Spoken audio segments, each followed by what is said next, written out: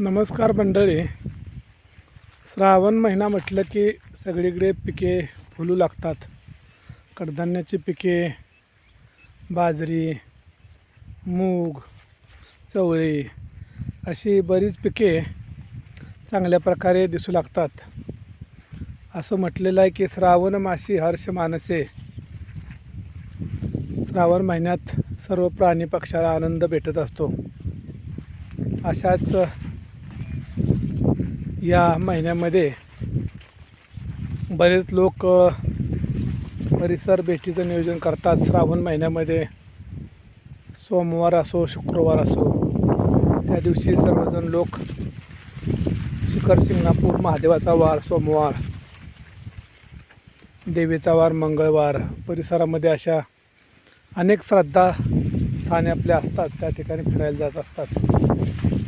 एकंदरीत आपण पाहिलं तर हा तडोळगावचा परिसर आहे. तडोळगावच्या परिसरामध्ये यावर्षी पाऊस कमी असल्यामुळे शेतकरी चिंताग्रस्त आहेत. आता पिकं 1-2 महिने झालं थोड्याशा पडणाऱ्या पावसावर छानपैकी आहेत. मात्र इथून पुढं विहिरीला पाणी नाहीत. ही विहिरीची अवस्था पहा. थोडंसं विहिरीमध्ये पाणी कुठंतरी आहे पक्ष्यांना प्राण्यांना प्यायला. हे पक्ष्यांचं घरटं निसर्गामध्ये. अरे खोप्यामध्ये खोपा, बहिणाबाईची कविता आठवली की हा सुगरणीचा खोपा. या पक्ष्यांनीसुद्धा एका विहिरीच्या जवळ आश्रय घेतलेला आहे. अतिशय सुंदर असं काम या घरट्यातून आपल्याला दिसून येते. श्रावण महिन्यामध्ये अशा प्रकारे ह्या मुगाच्या शेंगा पहा. ह्या मुगाच्या शेंगा अतिशय या महिन्यामध्ये खायला चविष्ट लागतात.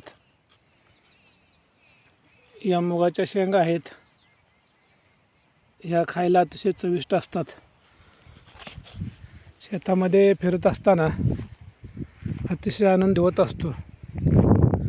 आपल्याला जर वेळ जात नसेल तर आपण छानपैकी परिसरातून एक फेरफटका मारला तर आपली श्रावणी सहल होऊन जाते.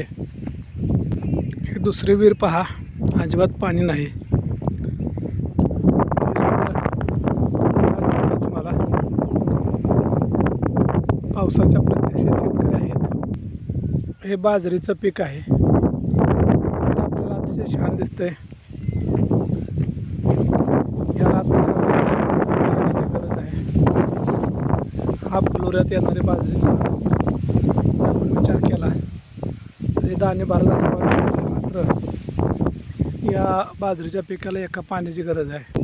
हे मूग पहा, थोड्या त्याला बारीक शेंगा यायला लागलेले आहेत.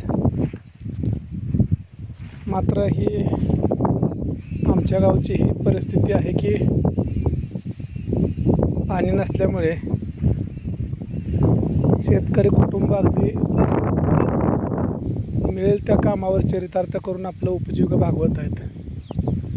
रानामध्ये ही तरवट नावाची वनस्पती अतिशय औषधी वनस्पती आहे. या वनस्पती आपण गौरी गणपतीमध्ये याचे उपयोग करत असतो. ही फुलं आहेत बघा, याचे पिवळे अतिशय छान औषधी असतात. आपल्या पायाला जर सूज वगैरे आली तर ह्या तरवडाचा पाला जर आपण पायाला बांधला तर अतिशय गुणकारी ठरतो असं पूर्वजांचं मत आहे. काही शेतकऱ्यांनी अजिबात पेरणीसुद्धा केलेलं नाही, कारण यावर्षी दुष्काळ पडला असं एक संकेत होतं. या परिसराच्या भेटीमध्ये आज आपण असं एक छोटीशी माहिती देण्याचा प्रयत्न केलेला. विविध पिकांची. व्हिडिओ आवडला तर आमच्या चॅनेलला सबस्क्राईब करा. धन्यवाद.